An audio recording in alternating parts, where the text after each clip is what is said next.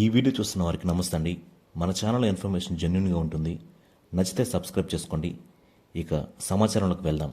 ఉద్యోగుల ఆరోగ్య బీమా పథకం అమలుపై ప్రభుత్వం కీలక నిర్ణయం తీసుకుంది.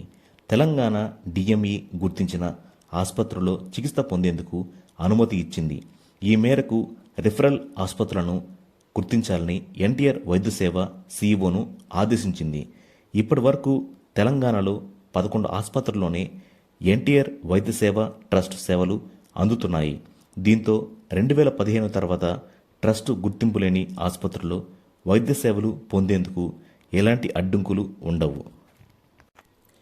ఉద్యోగుల ఆరోగ్య బీమాపై ప్రభుత్వం గుడ్ న్యూస్ చెప్పిందండి. ఉద్యోగుల ఆరోగ్య బీమా పథకంపై అమలుపై ప్రభుత్వం కీలక నిర్ణయం తీసుకుంది.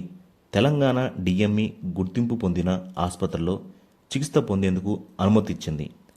మన ఛానల్ ఇన్ఫర్మేషన్ జెన్యూన్గా ఉంటుందండి. నచ్చితే సబ్స్క్రైబ్ చేసుకోండి. Thank you.